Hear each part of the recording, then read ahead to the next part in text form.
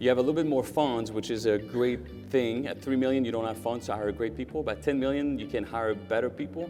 They're better people than you, and you listen to them when they give you advice. Controlling our emotions, sitting back and letting it play out a little bit, and making decisions based on information as it came in. I think the most challenging is branding yourself and creating a huge differentiating factor between you and every other roofing company in business. I would start learning how the systems work as far as like bookkeeper, financial, making sure your finances are right, insurances are right, comps are right. If you don't have the processes and you add more people, everything breaks.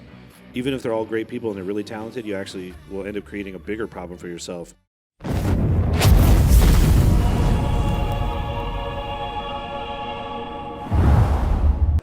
We have different sizes of companies here. We have anywhere from a couple million to way over 30. My first question, anybody who wants to answer. What's your hardest year in business and at what size it was? So like first hardest year was $3 million, third year in business. What did you have to go through? The hardest year in business of all times. I can answer that if you guys are ready. Sure. Yeah. So I think we all struggle with help.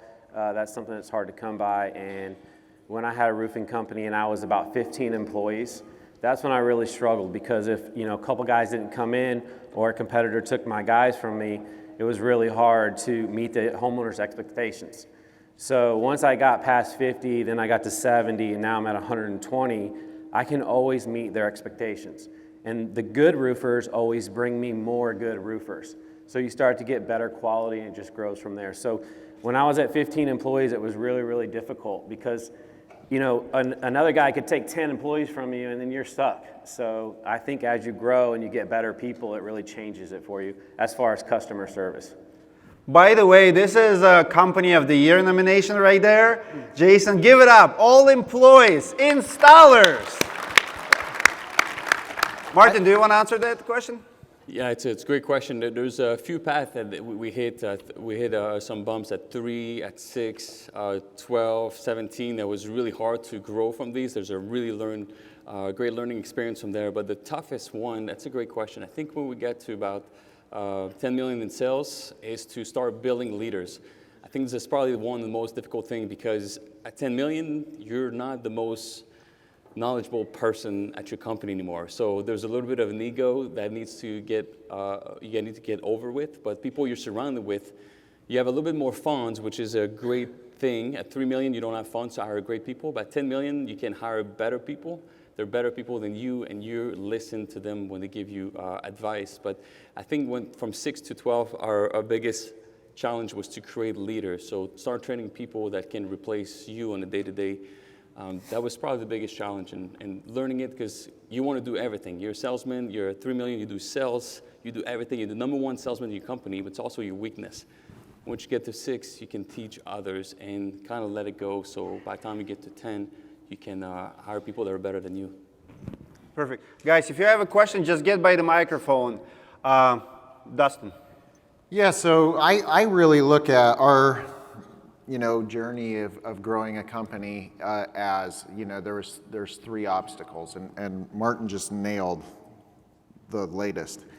So the first one is creating revenue, right? That's when you start your company. Like, that's the only thing you really need to worry about, is like, how are we going to keep the doors open, right? But once you figure that out and you've got revenue coming in, your next obstacle for us was right around that $10 million mark, right? Because the way we grew before was, let's keep doing more of what we did, right? Like, we sold jobs, we put them on. And if we hire more sales reps, then that means we can do double, right? To a point. But at some point, systems start, being a little strained, and you've got to have more processes. And some of those things you just haven't worked through yet, right? So when you got to that $10 million mark for us was personally probably what I would say was the most difficult year, because we had to implement those processes. But once you start looking at expanding into different geographies, like what Martin's said there, is you're going to have leaders, because you can't be in every place. You can't be in front of every person, right? So you have to make sure that your people are aligned with the company and aligned with the way that the company's vision is and its mission and leading people successfully, right? And I think you've got to look at the results that they produce rather than, anything else. Like if the people underneath of a leader fail, then the leader failed, right? And that goes for us too. If our people are experiencing success, then we did our job, right? Thank you, Dustin. Lenny? I'd say without a doubt, 2020 was the craziest year, right? Only because it's unprecedented, and my business model's always been find somebody else who's done it, copy what they've done, and you should get there. So whether I want to get 10 million, 20 million, 40 million, there's someone that's been there, I can ask them. Who the heck are you going to ask? How do you deal with COVID? Right? Nobody has ever dealt with that before. So trying to keep emotions in check and not making rash decisions. Oh man, we got to go and wear, hand sanitizer, give people this, and we didn't know what to do. So it was controlling our emotions, sitting back and letting it play out a little bit, and making decisions based on information as it came in. To me, I've been doing it 20 years, and that was the craziest time I've ever experienced in this business. Awesome. Eric? For me, I feel like when you have to implement the systems and you have to take yourself out of the equation is the hardest point. For me, it doesn't matter what the revenue standpoint is. It's when you're changing positions and you're willing to hire somebody that's better than you. You're willing to actually keep track of your numbers, monitor what's actually happening in your company rather than focusing on sales and focusing on the revenue numbers. And you can really step back and take a look at what's actually happening as a whole and then dial in the future as far as goals and where you want to be and what you want to do. So every year for me, I mean, I haven't been in business that long to know like having a hard year. We've always grown a little bit. But for me, the toughest option is that I'm so driven and I'm such a hustler that I'm just ready to work every day. Like I'm ready to go. Like I'm ready to get it right now. So for me to like calm down and step back and hire somebody and put them in my position and just kind of let the chips fall so that I can create the system, that's been the hardest struggle for me. Wow. And you missed the workout this morning. So this current calendar year has been my hardest year. Several factors. I had started to let go a little bit more of the business and let the leaders run it. And while they were all super capable, I didn't realize some of the ramifications of just not being as involved personally. And there was a lot of people that were looking to me as an individual, not just to the company or the other leaders. And so some things kind of got out of whack and our overhead really skyrocketed. And then at the same time, our revenue dropped. We had some stumbles and missteps in our sales teams and just created a ton of stress. And in that stress, the leadership team kind of got divided. Everyone was kind of like trying to point fingers at who was responsible. And at the end of the day, I had to clean house a little bit and just bring everybody back together and accept responsibility myself for it, even though I didn't do any of those jobs necessarily. I just had to unify everybody and say, we're going to get back on track. We're going to make the cuts we got to make, and we're going to get our revenue back on track. And we did that, but it was really painful. And I would say the biggest lesson I learned is on the finance and accounting side. Once you really get above 10 million, you really need to have an expert in that role. You need to have somebody who's really managing to the penny every expense. Because when you overspend by a few percentage points when you're 5 million, that's one thing. When you do it when you're 30 plus million, that's a lot of money. And it starts to eat into what you thought you made last year, what you're making this year a lot faster, especially when your overhead also grows. And so managing that money from 10 million on, I really feel like you got to have a real expert in that seat, even if it's a fractional CFO, even if you don't have enough money to really have a full-time CFO, have a fractional CFO to really manage that stuff.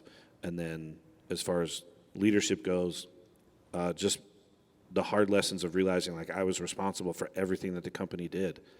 Every shingle that went on, every decision that was made, every experience that every one of my employees had, and I had gotten a little distant from that, and it was a hard wake up, but we're back on track, but it hurt a lot.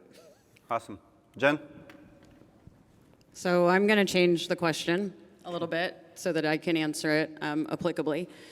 Because today marks your end of year 2 for me being in business, and I the whole time has been challenging. And so for me to sit and say what year has been the hardest, I just don't feel like I can answer it. So sorry. But what I am going to answer is what do I think has been the most challenging starting a roofing company.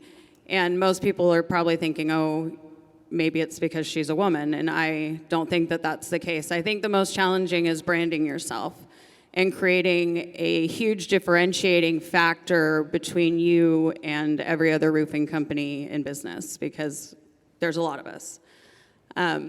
So how did we do that? How do we delineate ourselves and our values and who we are, and make sure that our customers get that very quickly and potential customers can grab onto that so that they would choose us as their contractor in comparison to maybe even somebody that's cheaper without a track record and all of the other things that other people have. So that was probably the most challenging thing to overcome. Am I supposed to say how I overcame it since I changed the question? You have 30 seconds. Okay, that's fair. We did it through being authentic and using social media and creating trust in who I am and how and what I represent, and thus bleeding into the company and the company's core values. Thank you. What's your question, sir? So less than 6 months in business here. I come from a background having shadowed a company that was doing 9 figures in roofing, siding, and windows, basically trying to escape their model, which was extremely high pressure. And the CEO actually got kicked out of Washington for malbusiness practices, moved across the river, and I come in and get stepped in to this system. Anyway, the question is, I'm trying to add a second comma still to my revenue, being 6 months into this business. What are your top 3 hires? Say you have 110 5-star reviews, you have a production manager. What are your next 3 hires if you had the financial capacity in January? Go. I'm definitely against the owner being the sales manager. I feel like a sales manager is extremely important. It's very difficult to teach what you can do. You're going to have way more passion than your salespeople are for your company. And to try to relay that to them and get them to have it is a tall order. So I would say sales manager first, and then someone, if you can't handle marketing, I'd get someone in marketing. Leads and sales is what's going to get that comma. I would always go to the back of the house, man. I would make sure that your numbers are right. Bookkeeper, CPA, make sure all your taxes, everything, because everybody starts with production. Everybody starts hammering out how much work can I do, what revenue can I get. I would start learning how the systems work as far as like bookkeeper, financial, making sure your finances are right, insurances are right, comps are right. To me, like that was a pivotal moment in my business when I stopped focusing on the hustle and started focusing on numbers and knowing your numbers. Because then when you get into marketing, then when you're hiring all these people, you can really gauge where you're at as far as, actually net profit, not just revenue. Anybody else want to answer? Are you familiar with EOS? Entrepreneur's Operating System? It's kind of a backbone system of how to run your business. I would say at your size, what I would say would be the most important hire would be what that system calls an integrator, would be a person that can build the systems and processes behind you, because I would imagine as a sales leading owner, you're probably not the most process driven. If you can keep imparting your vision and your passion and your talents and replicating yourself in people, you need somebody behind you that's going to build the processes so you can keep adding more people. If you don't add the processes and you add more people, everything breaks. Even if they're all great people and they're really talented, you actually will end up creating a bigger problem for yourself if sales is really crushing it, but you have nobody that can manage the money, nobody that can manage the builds, nobody that can manage all the admin work. I would say add a person that could build the processes inside your company while you build the people. Great answer. Go ahead. Go ahead. It's a great question. And when we started our company, the first person I hired was office manager to do bookkeeping. But that's a great question, because what are we fighting for? We're fighting for to get leads. But what's the best leads we can get, or referrals, right? We agree with this. And how do we buy? What's 2021 with COVID happened? It changed our industry altogether. We buy everything online, right? Amazon, you go your grocery online. I'm doing DoorDash all day. We buy even trucks. Our little trucks, we'd love to buy local, but we buy our trucks online. So by thinking like this, I think you're looking for a high performer. What can you get most out of your money? I think some of the inside sales position, truly inside sales that will pick up phone calls, and create a connection with the customer. So if you're an outside salesman, you can meet maybe 3, 4, 5, 6, maybe 10 opportunities a day that are purely sales activities, not just meeting a homeowner, presenting, doing inspection. Where you're in inside sales, you can do 60 activities. You can do call, text, email, Zoom now. A lot of people do Zoom now. We do all our interviews on Zoom for first interviews, but I think that's something that's missed in the industry a lot. It's going from the inside and create promoters through the perfect service. I heard this before, don't over-promise, over-delivered, but I say over-promise and over-deliver with your inside sales team by giving the best service. So you call them every day, text, email, but it's all positive, so you can close more jobs and get more referrals. I real quick would look at what your 2022 goals and initiatives are and work backwards and see what person you need to accomplish those, because it may be something completely different because we don't know that. Love it. Kind of answered a little bit of my question, but I think I'm going to dig a little deeper on you guys a little bit. Bookkeeping, that seems to be an issue in general with people. When did you hire your bookkeeper, and were you too late or too early? And I don't mean like just your mom doing your books on the fucking kitchen table. I mean a bookkeeper that knows the game. Anybody want? Day one. Day one. Yeah. No, I guess what I waited way too long. What's that? I waited way too long. I had some people that could get the books done, but I didn't have anybody that really understood the finance. That's what I'm portion of the saying. Is business. anybody can get a bookkeeper, like the person where you could ask them, what is going on? What is this? Okay, I think that what I would recommend is when you start out your company, you're going to have a bookkeeper, right? A bookkeeper is doing data entry. Yes. Okay, they're not going to be able to tell you what's going on, so probably don't expect that out of a bookkeeper, right? Find yourself an accountant that will, right? Because a lot of accountants will do that extra service, right? Start talking to you about where your revenue is coming from, what should be kind of profit margins you're looking for, and kind of go through your books with you and tell you the story, right? Because I think that is a great question. It's very helpful, but that's probably where I would go in the beginning days is through an accountant. Because you're not going to be able to afford somebody that can really tell you the story in your beginning days. That's kind of where we're at. a reality. I don't think the story is being all the way told. I feel like if your We're missing QuickBooks is on time, if you're, I call her my bookkeeper, but she's really kind of a CPA, and then I have another CPA that looks over everything that I pay a quarterly payment to, but he looks over all the businesses. But as far as like in the roofing industry, if your QuickBooks are right and your banks reconcile the number in QuickBooks matches the number in the banks, you should be able to pull any P&L at any time and be able to look at anything. And then when you cross it with Job Progress or whatever CRM that you're using, you should be able to pull any stat. Those numbers have to be there. When you come in, I need that number now. I don't want my payables kind of or within a ballpark. Like I want it to the penny. I want to see those numbers because then marketing budgets and everything else funnels through those numbers. Those numbers are, to me, is more important than anything. And I think all of us waited too long for this because you're so focused on the grind and the hustle. But you got to have these numbers. It's everything as far as growth, everything. Thank you. I would just throw in there really quick, at the size that we're at now, over the last 6 years, we've done between 110 and 120 million dollars. I've wasted millions of dollars by not having that right person. So don't do that. Love it. Let's go here.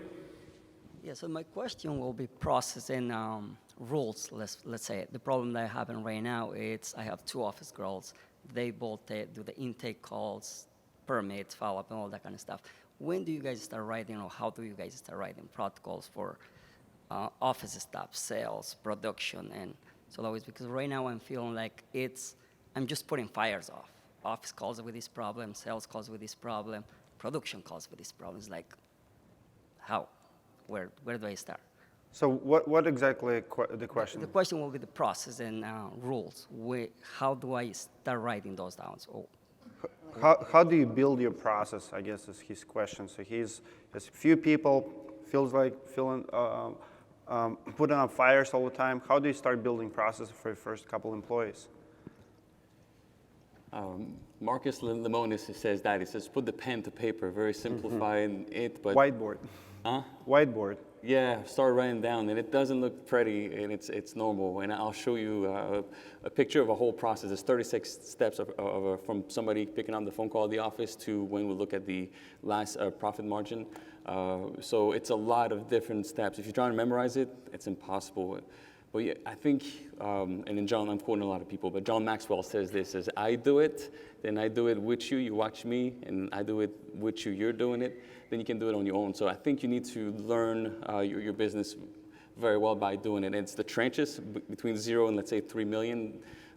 It's hard, but it's awesome because you get to learn everything. So nobody's gonna know more the business than you. So you're the best person, really, in my opinion, to write down. And again, you'll change it 100 times. It'll change it. The environment which you're in is going to change constantly. So, but I would get it pen to paper. I feel like if you get it started and you start the process and include your employees, they usually have better ideas. They're in the fire, they're doing it. They want to bring those ideas to you, but they need you to get started. And so for me, I always come up with, I'll write some stuff on a chalkboard. Here's what I think we can do. And I think I have the best ideas possible. And then when I'm done, my ideas are all the way gone. All their ideas up there and they work. So I think you got to get it started, and that's really your part as a leader. But then your team will come up with the ideas that are much better in the end. I would say a quick answer that really helped me in the beginning was I got a coach from day one that really had a lot to do with our success. Is within the first, I think, 30 or 60 days, I had a coach that I met with every week, and he challenged me on the processes. He challenged me on my core values. He challenged me on the vision of the company and setting goals. And so if I hadn't made that first hire of a coach, I would say we'd probably, maybe be a third the size that we are, maybe half the size that we are.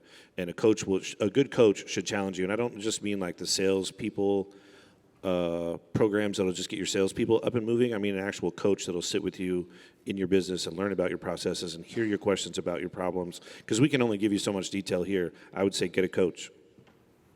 Good. Lenny, have anything? Heath brought it up, and the EOS system really helps with that. So the Gino Wickman, is that the guy? Yep. Gino Wickman's the author. Entrepreneur Operating System. There's a book called Traction, and that's everything these guys just said. That book takes you through it, how to do it, how to have meetings with your employees, putting the ideas on the board, finding what your issues are, and then creating the process that way. It really encompasses everything we talked about.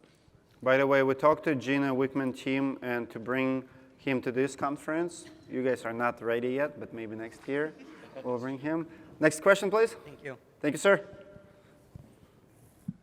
Yeah, so you guys probably know that, the labor shortage we're all struggling with and whatnot.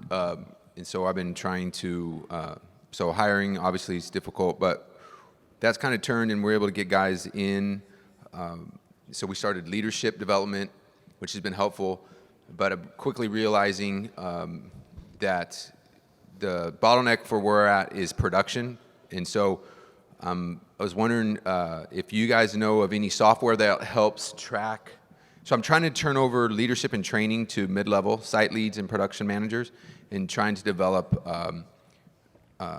training modules, and basically check-offs and review sheets and all this stuff. Do you guys know of any technology that really helps and stuff like that? And have you guys made any headway in production development?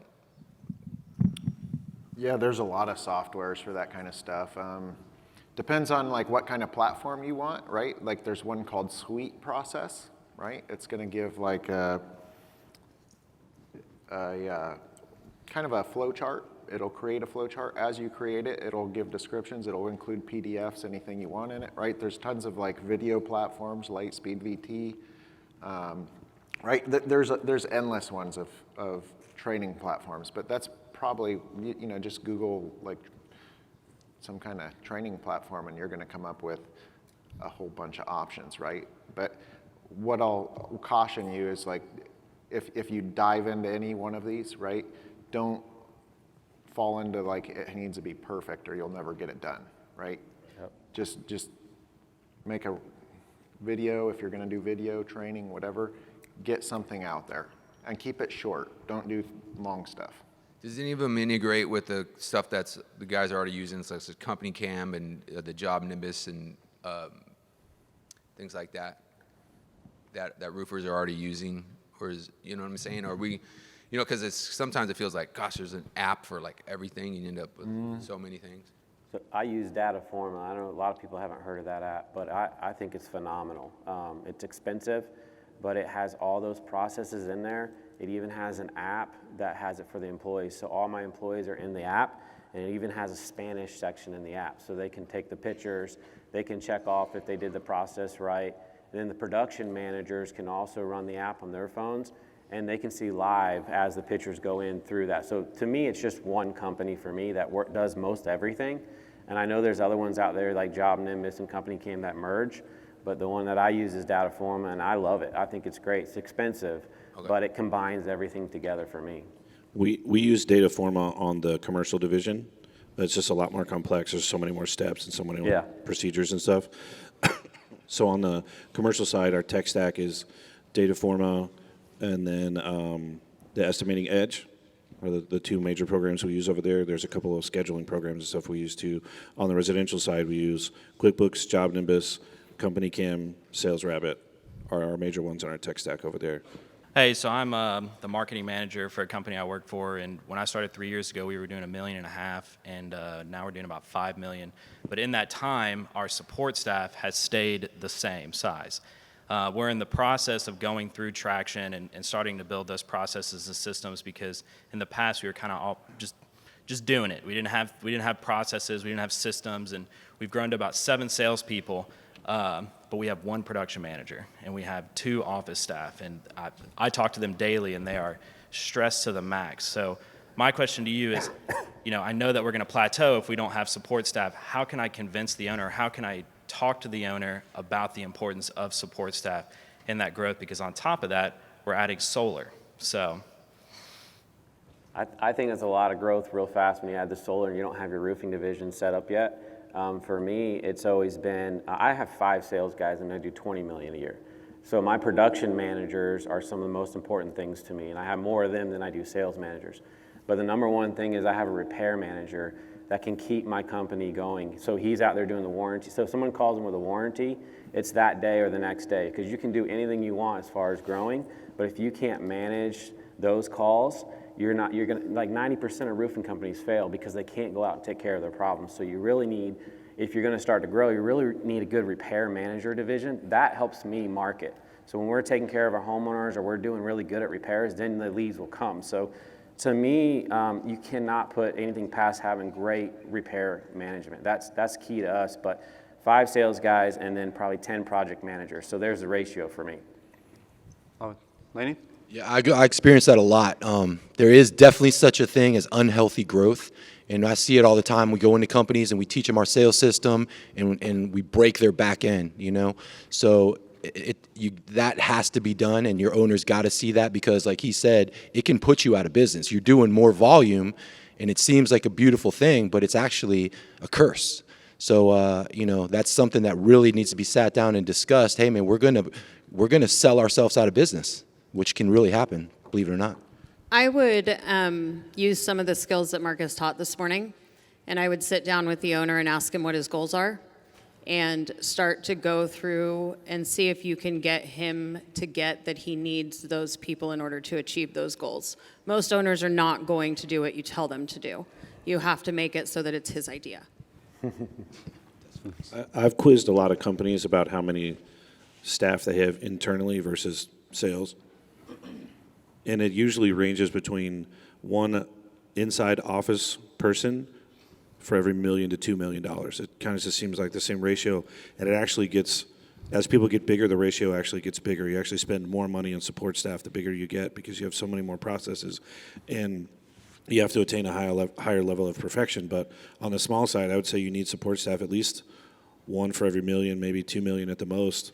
And if you go through that book traction that he brought up, it'll define each person's job and their 5 major measurables from that person's job. And if you start passing those out and you have all these things that need to be done and they can't attach to that person or this person because they've already got 5 or 10 things to do, it's a very good way to kind of pass along to the owner, like, somebody's got to do these things and these people can't do it. right. I think I would add one thing to that, because I took your question as, how do I approach the owner about this, right? I would ask the owner for 30 minutes, right, of his time where it's going to be you and him, right? And say, hey, we have just accomplished something amazing, right? Because you have. You're on this amazing trajectory right now. But ask him, like, hey, man, where do you think we can go with this, right? Because I'm going to guess he's got bigger goals than what he is at right now. Yeah, he wants to franchise.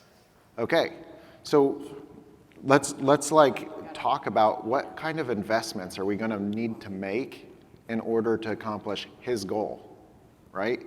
And tell him that you just want to basically listen, take information, and then set up another meeting in a week after you've had a way to do it, and get yourself in front of a whiteboard or make a slideshow or whatever and make your case to him, right? Because it'll make sense. If he's a good owner, he's going to go, damn, you're right, dude, and you're going to be way more valuable because you brought that to his attention. Next question. Yeah, I was just curious, between all of your sales, how much of it would you say is retail and how much of it would you say is insurance claims?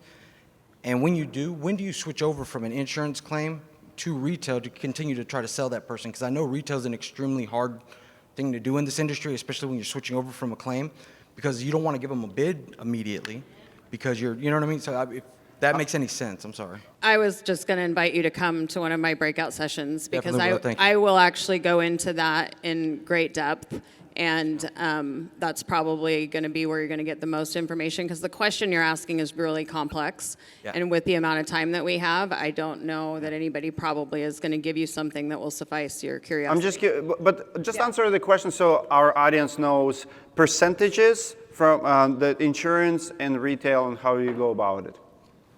Our percentage of overall revenue to retail jobs is between 15 and 20%. Which is 15, 20 of retail and 80% insurance? I would say 15 or 20% retail, 25% commercial, and then the rest would be residential insurance work. Almost all of those leads started as insurance work, though. We don't get very many retail opportunities right out the gate because we generate our leads through door knocking, so we knock our way into insurance deals. I would say the biggest part of this that's going to need to shift inside your company is a mindset about it. We are so upsell driven that our door knockers are basically using the insurance thing to get the door open and start the process, but they're always pushing for enough upsells that really it's going to turn into a retail job if those upsells are successful anyway, because there's so much more added to the job through that process and they end up going through a financing route or something like that, that the insurance numbers aren't nearly as important as they were when you're just doing insurance work. So for us, it was a mindset change, and our retail has probably grown 200% in the last 2 years. Where we had less than 5% retail jobs, now we're 15 to 20% retail jobs. But it was driven by our desire to upsell the customer and offer more quality than just the bare bones insurance work. I'd say ours is, oh, you want to go ahead? I was just going to go down the line. I thought he pointed at me. Go ahead. No, go ahead. Okay, I am 100% retail. However, about 30% of those are paid by insurance companies. Oh, Jason? Yeah, so I'm 70% retail, 30% insurance. Do probably 60% insurance claims and 40% regular. Probably, you don't know your numbers? Yeah, it's probably. The thing is, it's a trick question because you said like there's no more storm. I think that's where you're going with, like the storm is over, or Well, like say they get denied from the claim, right? After that, they're going to still need a roof. Those shingles are either going to be discontinued or it's going to be a discoloration, or everybody knows here what happens after storms. I think if you follow Mr. Dimitri here, we all know. So that being said, you're going to have to switch over to retail. Now, with retail, I've experienced a lot of different things. I did sales for Sears Transform Home Improvement, and I've noticed that I don't even know what they pay for an insurance claim because all I did was retail. So I'm trying to get into a new business and get it going because all I did was retail, so now I want to move to that side. So that being said, retail is not the problem for me. It's the insurance. I just want to know when you switch from the insurance to the retail, because the retail is like walking in, you know what I mean, just doing the same thing every single day. That's easy. You have Switching a comment? that. I see two smirks on Laney's face and Martin's face. They have that makes a something lot to more say. sense. And there's a lot of I know. content in here. Okay. I'm sorry. So a lot of content for sure, but a lot of insurance, and I can I'll throw you like a. I'm sure you have a seminar. I'll just attend that one for sure. Appreciate it. Sorry. Awesome, awesome. But one of it, like the insurance, depends on how many years, let's say the insurance claim is not good or it's denied. Well, why is it denied? There might be some push there to review. What do you do for the insurance company? Are you providing them exact estimates, picture report? Are you helping the adjuster? There's a lot of ways that we don't get money denies. Maybe that's why. I know it happens, but we don't get many denies. Not because we're pushy. We don't fight insurance companies or adjusters. We just provide them all the information, like compare like a lawyer, because we're giving everything up front. Before you even get to the property, they have all the reports from our sales guys. So it makes it easy to get it approved. So, Dustin? You know, I'm going to exclude anything commercial or new construction, right? And I'm going to probably just say we do about 90% insurance and 10% retail. The only tip I'll give you, and I think she'll probably cover this in her class, is like, don't lose the way you do retail, dude. Like, that's harder to teach than it is to teach insurance. Really good. Laney? Every lead gets handled the same. We handle retail the same exact way we handle insurance. So it keeps the sales guys on their game, and we try to make sure sales guys sell add-ons and upgrades on insurance jobs. So it sounds like Jen's right on it. 100% retail. Just so happens some of these people are getting a kick in from the insurance company. So by the way, Laney Scarola, for those of you who don't know, he is a Rodney Webb coach. So if you want to learn the Rodney Webb sales system, go upstairs and attend his breakout. Eric? What's the percentage for your business? Retail versus insurance? I mean, last year was 80% insurance, 20% retail. This year we didn't really have a storm, so it was opposite, 80% retail. But we're armed and geared for both, and we treat both the same, and we attack the same. So. Well, next question. Thank you, sir. So right now I've been in business for 8 months, and next year I'm trying to do 3.5 million with my company. What are some things that I need to do to prepare in order to reach that type of goal? You're about to get roasted. Let's go. What was the end there? What do you need to prepare? Repeat your question. Prepare and just like, you know, what are some things in order that I need to get with my company for me to even achieve that type of goal? Some systems and things like that. What's the goal number?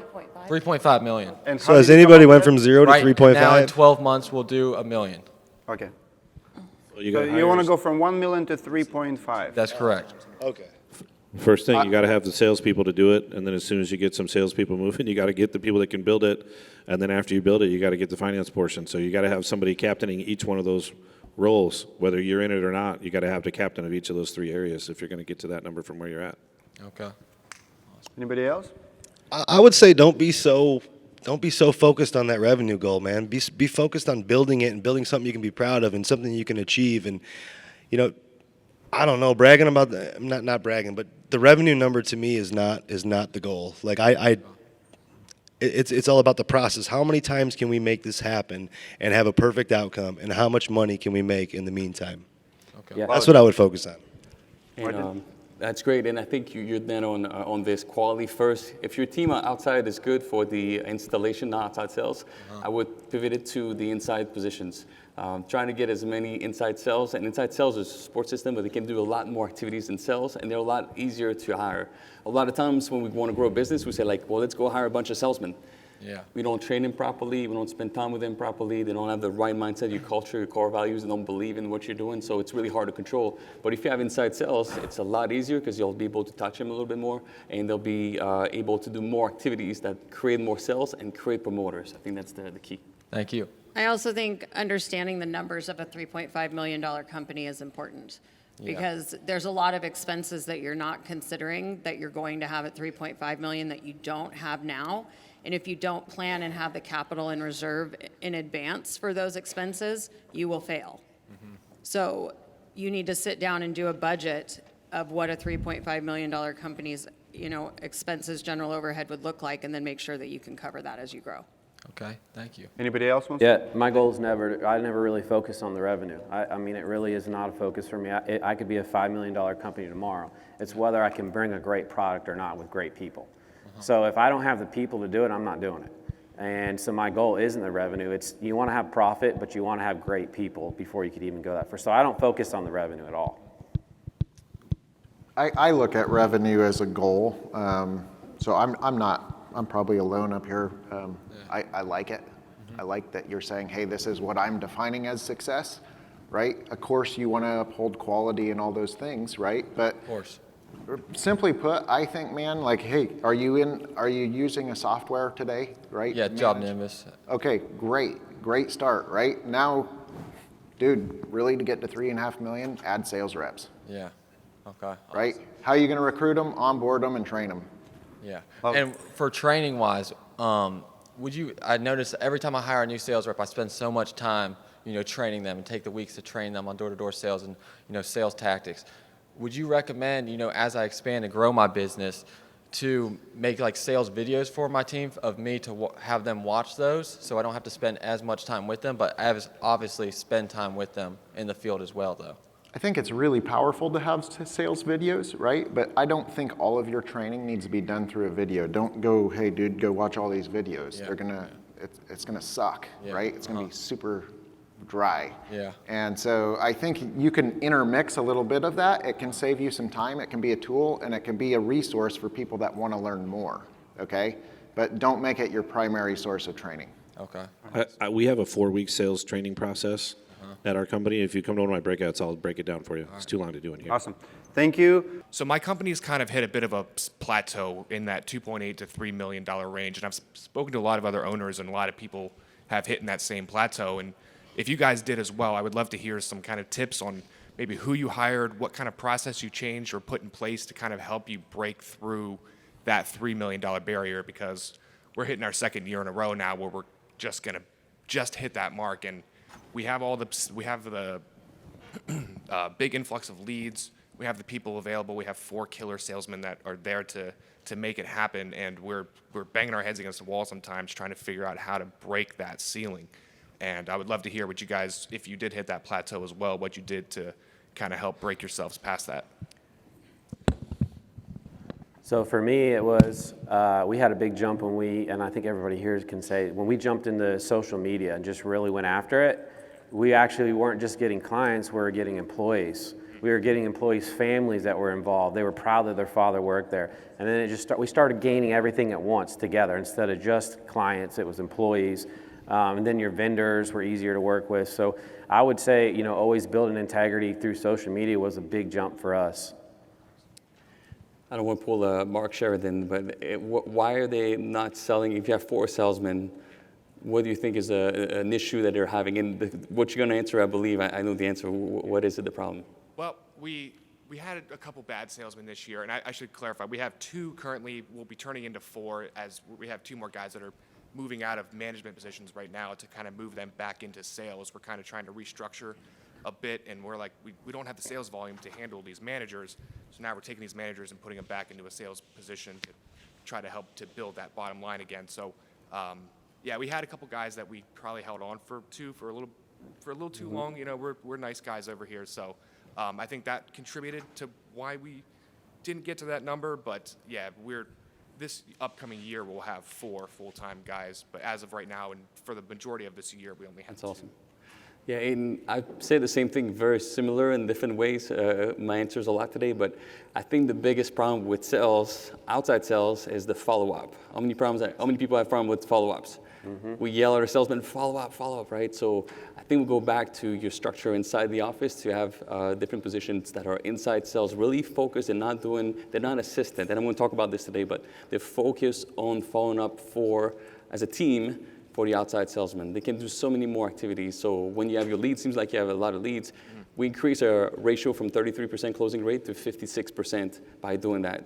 And you talk about attracting people, they're a little bit easier to find inside sales than your outside salesman that's got to go on roofs, got to know about roofing. But we train them as an outside salesman. So they know process. Sorry to interrupt, but Yep. So these inside salesmen are there as support people with your outside salesmen? Yeah, it's easy to say support. We started with support in 2017, but we really moved it to inside sales. They're doing sales activities. Traction, that's a great book. He's got a couple more books like that, but really focusing on one thing. But if you have 2, 3, 4 activities, that's all they do all day. All inside sales are doing, they pick up the call. Nobody likes to call to press 1 for this department, press 2, right? They pick up the phone right away. Alicia does a phenomenal job too. All their publicity, her postcards go to a direct line to somebody specifically per territories. But when they insert a phone call, they take over the sales from that point. They can answer, they can do the follow-up, the text. with the customers, even doing Zoom presentation, and that's really a big difference, and not an assistant. When we go through numbers, it's inside, outside sales as team is one. They hold each other accountable for each sales. Nice. Awesome. Love it. Anybody else? None?